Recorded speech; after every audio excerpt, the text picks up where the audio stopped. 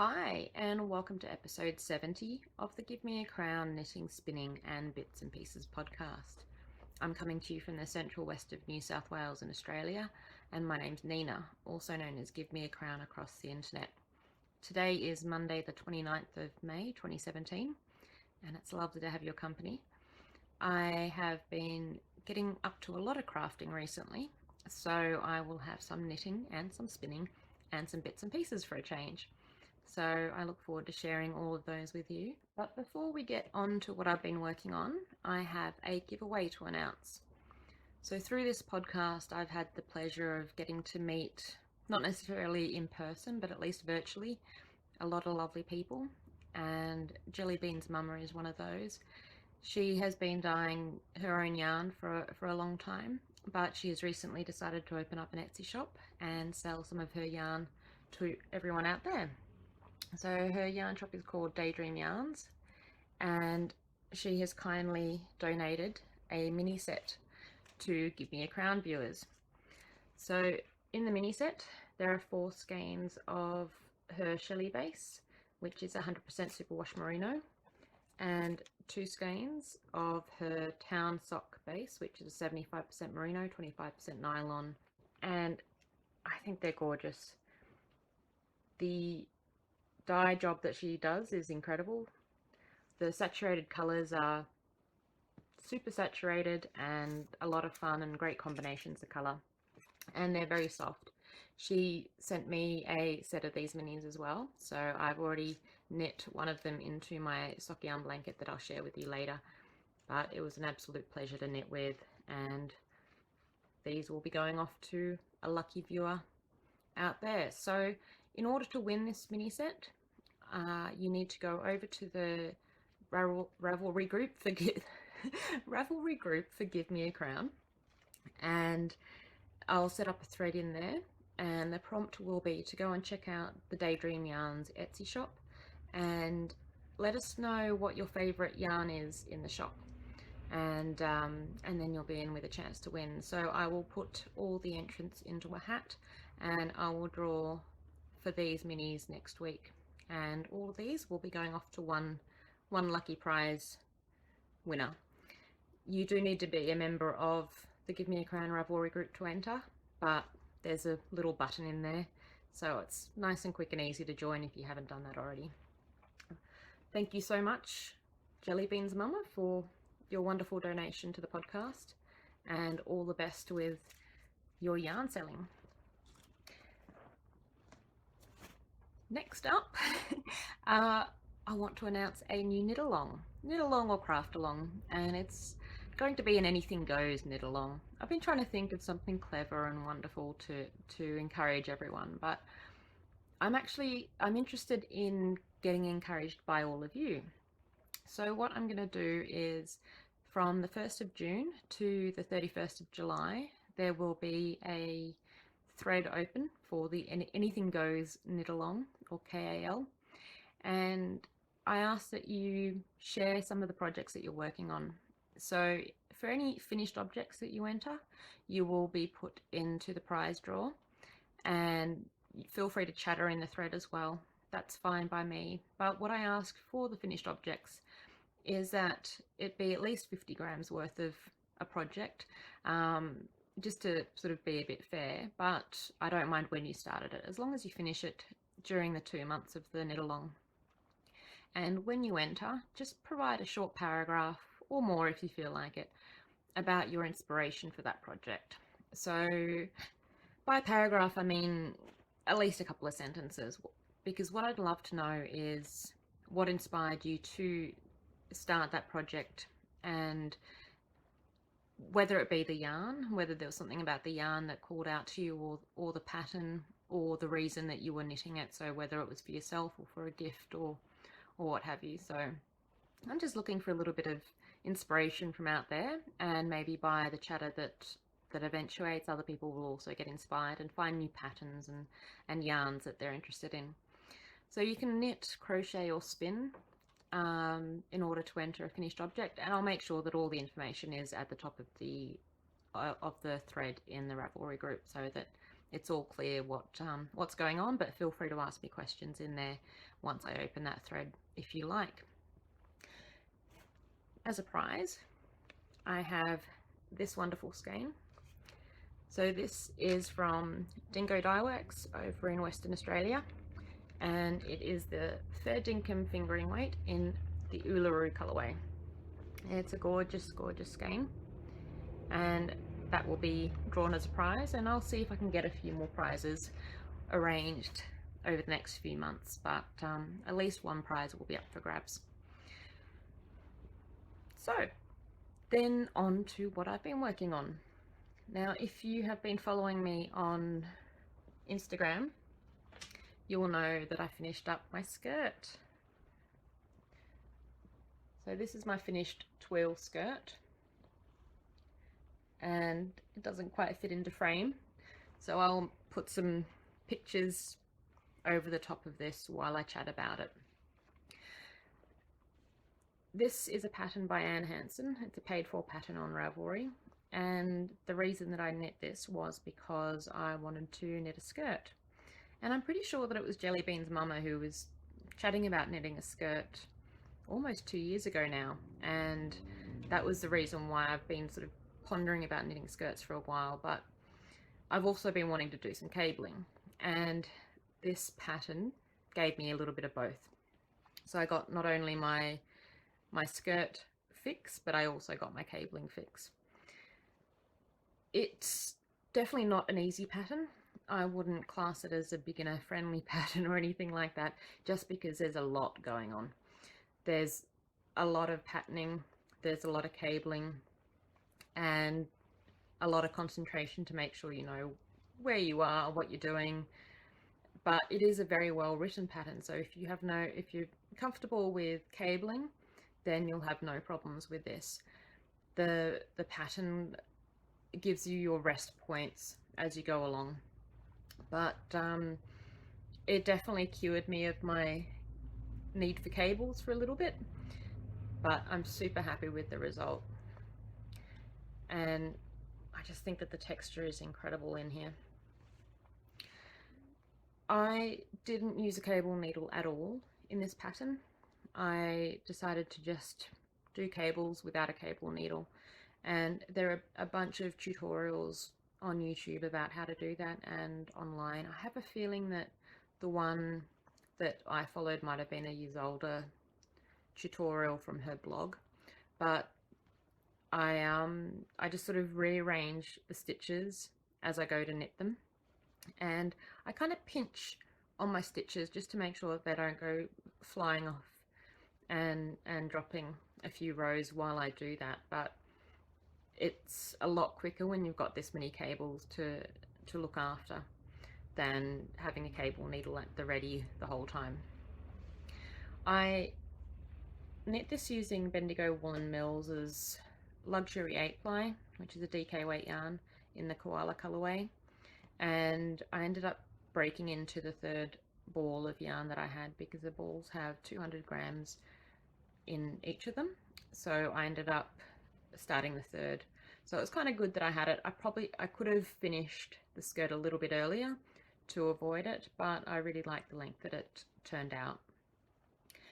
I now have 190 grams of it to go, so I might do something else fun with it.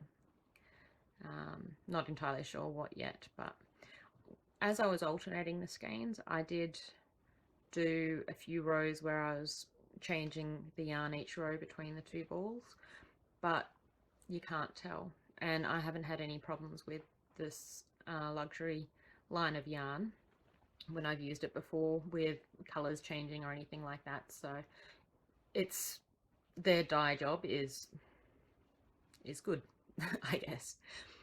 I was a little bit worried when I was sort of getting close to the end about whether or not the skirt would drop when I blocked it, but I don't think it grew too much in size compared to my gauge swatch, and also because it has an elastic waist, you can just sort of shift it up and down on your waist a little bit if you need to. I had thought about using a different bind off than what the pattern called for. I thought that I'd really love a tubular bind off, but it's a 2x2 rib, and then there's some cables going on through the ribbing, and I started a few different options and ripped back, and then realized that I should probably just trust the pattern and stick with what it said, and I did, and I'm completely happy with it. I guess I would still love a tubular bind off on something like this. Tubular bind off just creates a more rounded bottom edge, but I think it looks fine. It doesn't flare off in any kind of strange way or anything like that, which is what I was worried about. And I think trusting the pattern is probably something that I should do a little bit more often. So it's my first skirt. I'm really happy with it. I haven't been able to wear it apart from just taking some photographs because I've been wanting to show it to you guys. So I'm really looking forward to giving it a bit more wear and trying it out and seeing how the yarn holds up, because my fear is that as I sit and move around and everything, it'll probably pill, but I can always depill it, and I'm just interested to see how the shape sort of holds up. But I think it's going to be okay, and I love the feel of it on. It just somehow feels very magical to be wearing a woolen skirt, and the weight of it is, I don't know, somehow it's just different to anything that I've got in my wardrobe. So I'm very happy with it. I probably wouldn't knit it again, just for the factor of how much effort went into it. I guess I would, once this one wears out, then I would probably knit it again, and then I've had enough time in between to forget about just how much effort there was in here. But I mean, it was a pleasurable knit, but it just got repetitive towards the end because you're doing the same thing over and over again. But I'm keen to knit more skirts, and I'm thinking about skirts that have sort of panels of different kinds of textures, just so that you kind of start a new project at each section. But I think I'd have to do some serious sketching to figure out how on earth that could happen without it looking like it's just a patchwork skirt. Not that there's anything wrong with a patchwork skirt, but yes, so definitely more skirts in the future, but this one's gonna work very well for this winter. I have also been working on a few projects, so I've made this much progress on my second block sock, so I won't really go too much into that. I guess my focus was on the Tweel skirt, getting that one finished, and then this one just hasn't had a lot of love, but I'll get back to it. I have also been knitting on my scrap yarn blanket though. So it's been a while since I showed this, and I have a feeling I haven't shown any of this little section here. So there's some Miss Click Clack, there's some Wren and Ollie. Maybe I have shown that one before.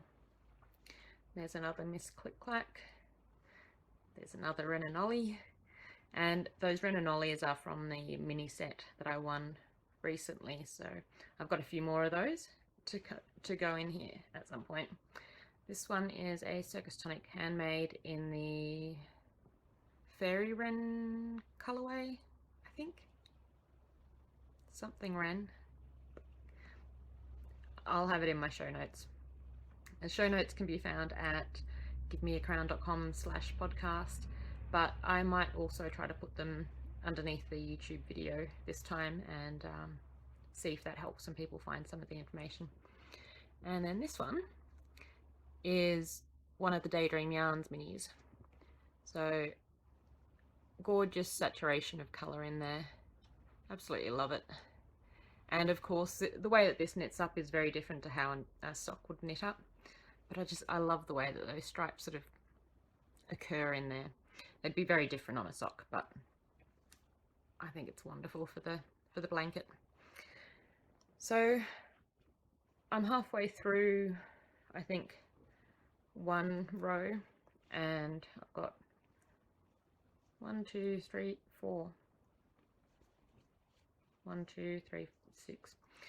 Okay, over halfway through a row, and I've been staring at my blanket and wondering whether or not I maybe need to rethink how big I go. Maybe I should be, because I was going to just add a few more of these shorter rows and make it a one-person blanket, but I'm thinking that maybe I need to make it even bigger because it's wonderfully cozy and it's been very cold out here. So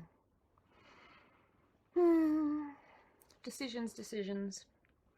And no, I haven't been weaving in any of my ends, so the back is a mess, but that's okay. I will have a happy weaving in party at some point. My next work in progress is what has been taking up most of my crafting time. Well, kind of. It's been taking up my evening crafting time after my Tweel skirt finished, and that's this spin. So this was a braid of Electric Dreams by Wren and Ollie, and I got this, I think it was earlier this year, and it's a merino nylon blend, 75-25 maybe, or maybe it doesn't have a percent. I'm not too sure actually. Show notes, I'll put it in the show notes if it has a percentage. But I've been spinning this up, and I think I just needed something a little bit different to do than knitting after all my skirt knitting. So I've been spinning this up, and this is 100 grams on the bobbin, or it might be more. I didn't actually weigh the braid before I started spinning, and sometimes braids can be over the sort of normal gram amount that you buy. And I'm really happy with how it's spun up. I was deliberately trying to keep clusters of colours together, and so there's some barber poling in parts, but I think overall I've managed to sort of get sections of colour, and the expectation is that I'm going to chain ply these singles and then have some kind of self-striping yarn. I don't think my stripes are going to be particularly thick. I think they're possibly going to be about 1 or 2 rows. So it was only sort of as I was further into the spin that I realized I probably should have grouped some of the darker colors together, sort of one after another, in order to keep sort of the sections a little bit more pronounced in my socks. But I'll sort of see what happens. I'm pretty sure this is gonna turn into a sock, or a pair of socks rather. But I might also do a little soft toy or something with it, just to try a smaller circumference and see how it knits up in that. And yeah, it was super easy to spin. Really love the blend and just the quality of fibre from Wren and Ollie. This is the second of the sock yarn blends that I've bought from Wren and Ollie, and the other lot has been wearing very well in socks, so that's why this is pretty much certain to turn into socks. I have also been doing some other crafting, so the rest of the episode is going to be sewing related, and then a bit of chatter at the end. So if you're not interested in that, then thank you for watching, and I'll see you another time. But if you are interested, then I'll show you some of the sewing that I've been playing around with. So this is the first bit. So it's a little purse with sheep on it. I love these little sheep. I had a small amount of this fabric left. I think I'd only ever had a fat quarter of it, and I made my mum a little purse out of it probably 5 years ago, and she loves it.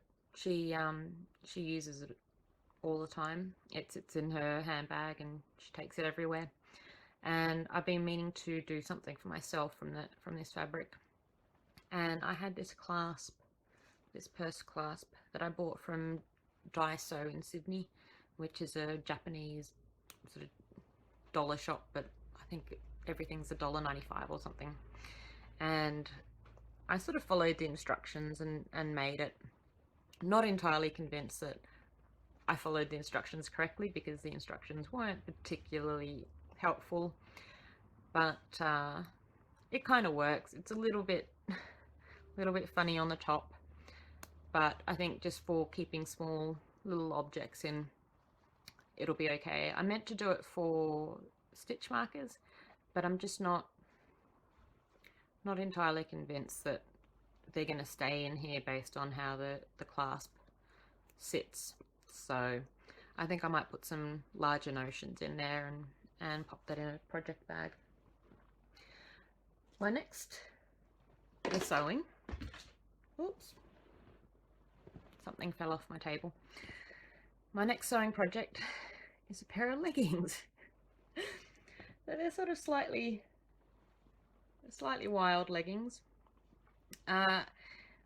Because I mentioned last time that I had got my serger out and got it sort of threaded and oiled and tested out, and it seemed to be okay. So I went and had a look at what jersey fabrics or knit fabrics that I had, and I'd bought some quite a few years ago, and they must have been on discount, and I wanted to make t-shirt yarn out of them, and never quite got around to it. I did make some t-shirt yarn out of t-shirts, but I just never got around to using the fabrics to make the t-shirt yarn.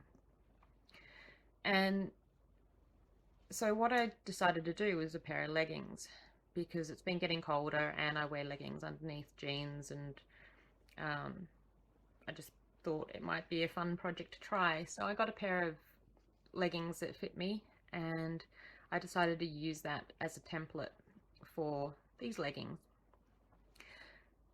And I did that with some different jersey fabric, and then went to cut out the second, because the leggings sort of have two pieces.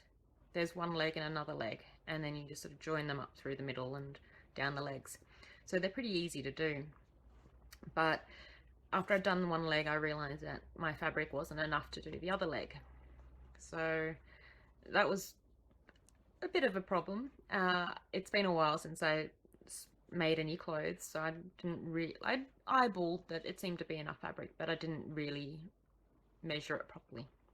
So then I found this fabric and decided that I would do one leg with one fabric and the other leg with the other fabric, and cut out the leg, and then realized that I somehow had two of the same leg.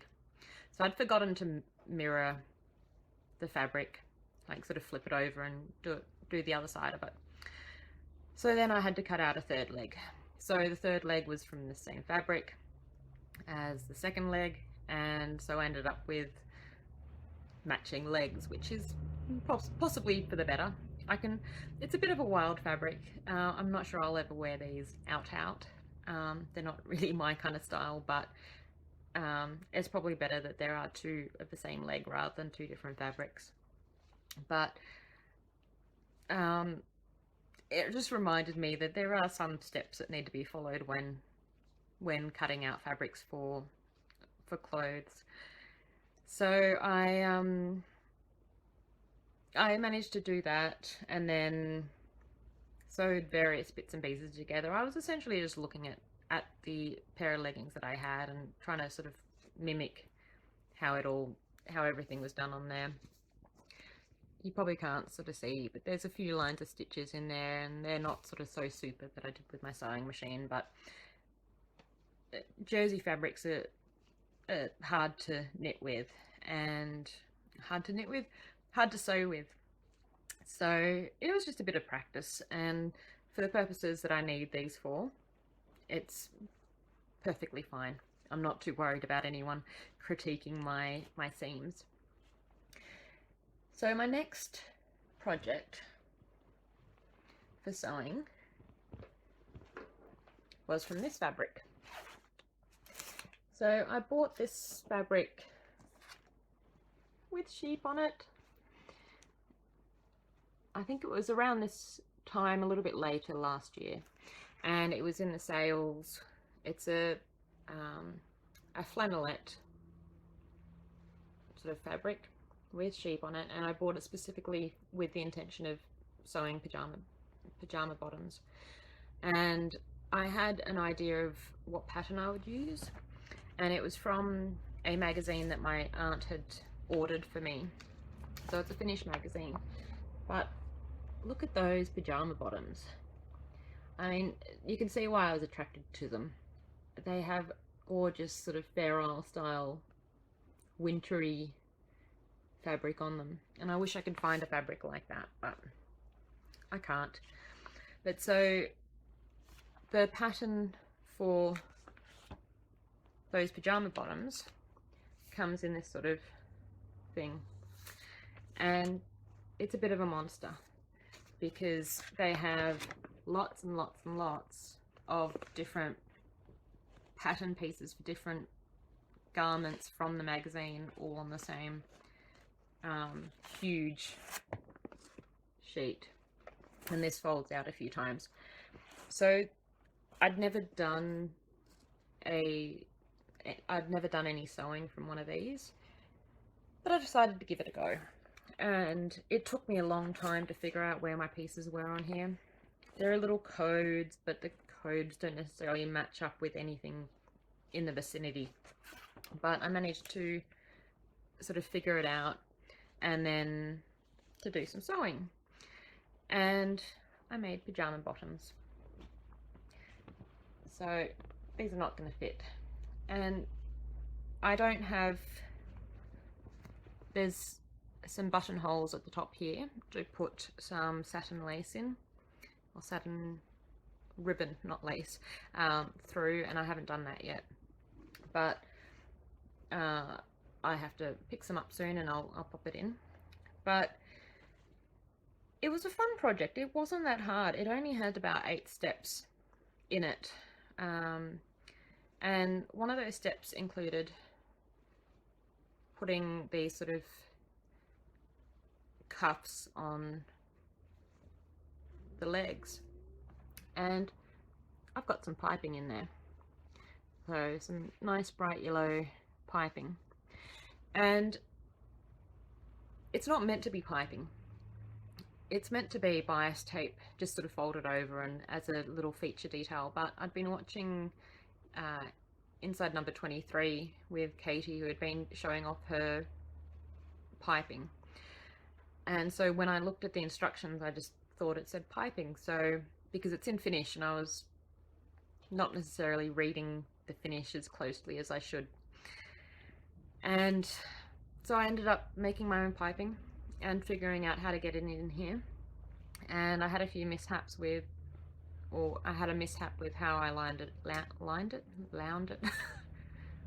up. I'm sure there's a real word in there somewhere.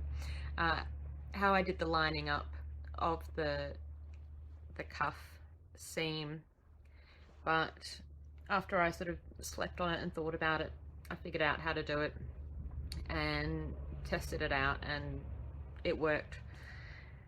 And then I undid the other one and fixed it up, and I'm happy with how neat I've managed to make those seams. These are super warm, super cozy, and I have some pictures that I'm sure that I've overlaid in here somewhere as I've been chattering about them. But I have sheepy pajama pants, and I only wish that I'd bought enough fabric to do the pajama top, because there's also the pajama top pattern in there. But I am going to definitely be on the lookout for cute flannel fabric so that I can make myself a few more pairs of these, and now I can get to wear them. I've just been sort of wearing them a little bit around the house, but I wanted to show you guys first before I put them into full rotation. But they're super warm, cozy, perfect for winter, and they've got sheep on them, so I'm very happy, very, very happy, and impressed that I managed to figure out all the bits and pieces and do that. And so then I decided to go to this book, the Sweet Dress book by Yoshiko Tsukiori that I showed last time. And this actually only has sort of 6 patterns in it, but it has a variation, so you can do 23 stylish outfits from 6 simple patterns. So that's kind of clever. So the pieces that I've made now, I can sort of revise and make other things from. The one surprise out of here was that the sizing was definitely on the small side. So when I measured myself, I was a large, and that's as high as it goes. So yeah, that's a little bit of a concern for some of the um, patterns, because I was probably squeezing into a large in some parts of my body, um, for the measurements. So if I was to do anything tighter fitting, then it might be a bit of a problem. But so I made this smock dress.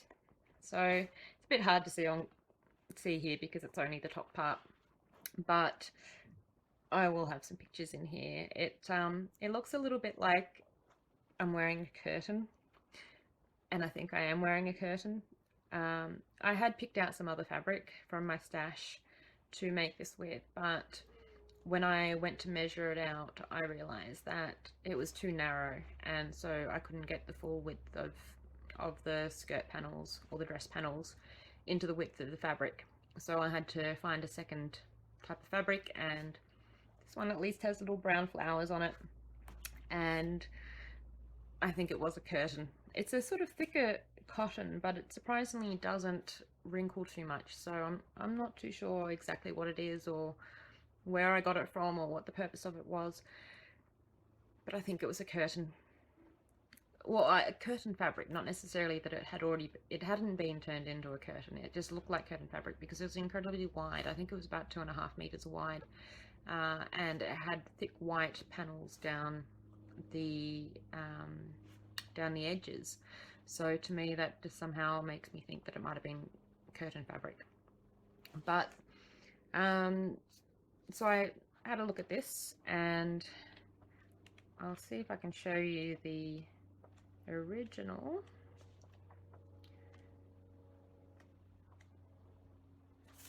So there's the original. So I'd love to do a brown version, or sort of similar to that, but with a brown instead of a blue background. And this also had sort of one of these big fold outs, but it's much easier to follow. There's not so much overlap with the different patterns that are going on, so it's much easier to find which pattern pieces you need from that. When I was originally making this, I put pleats in, and you can't sort of see up here, but there are actually tucks. So they're sewn tucks, sort of, which create this little pleated effect down here, whereas if I'd have done pleats, I would have just sort of folded the fabric up here, and they were opening up much higher. And when I tried it on, I thought that looks a bit different to the instructions, and then I sort of reread it and realized I'd done something wrong, and I left it and continued on, and then went back and fixed it up. And I'm so much happier with the fact that I fixed it up and did what the instructions told me to. So I really do need to read patterns and trust patterns a lot more than what I do. I don't know why. I sometimes go off on tangents and just make things up on my own, and then sort of let them be when I realize I've made a mistake. But this past fortnight, I have definitely fixed up some of my mistakes, and that's a good thing. So I will definitely sew this one up again. It was, once I'd sort of got all the pattern pieces sorted out, it was definitely a quick sew, and I want to do it again, but in a fabric that's not quite as curtain-like as this one. But it is fun, and I've been loving having pockets. So as I've been working, I've been wearing it, and I can pop things in my pockets and wander around, and have my phone on me and pop some scissors in my pocket. Not that I should, because putting scissors in your pockets is probably not a good thing, but I can't really run around in my studio, and there's not too many trip hazards, so I might not do that again. But yeah, I do carry things in my pockets, so it's been wonderful to have those, and it's just been a very comfy smock dress to be pottering around in. So I want more, but I'm just trying to sort of figure out what kind of fabrics. I should probably go through my stash a bit more just to check if I have something suitable. But I may be on the lookout for something when I'm in the fabric shops next. The only change that I would do is that at the back there's a button and a split on the neck, and I think I'll remove that for the next one and just do a straight up the back, because my hair keeps getting caught in the button, which is really annoying. And there's not enough purpose for it because it's a fairly open neck, so I don't think it's necessary for it. My goodness, I've been blathering along for a while, so that's it. I've been making and having a lot of fun making. The sewing has been a bit of a fun change to my normal sewing. So I've definitely been making a lot of new bags for the Etsy shop. There have been lots of bags going up in there. But the sewing for patterns is somehow different. So I've been letting my creative brain sort of get challenged a bit by some of these new techniques that I've been playing around with and experimenting with, and just using up fabric that I've had sitting around for a long time is very satisfying. So there is likely to be more sewing coming up in the future, but I don't know how much detail I should go into, so I've sort of rushed through a bit of this, and if you want more details, then please let me know. I'll happily share. I will leave it at that. Don't forget to pop by the Ravelry group and look for the Daydream Yarns giveaway thread, and then also keep an eye out for the 1st of June when the Anything Goes knit along will be starting. I hope that you are all staying warm in the cooler places and cool in the warmer places, but that you're still getting lots of yarn crafting underway and happening, and being proud of and sharing your love of yarn crafts with all the people around you. I will see you soon.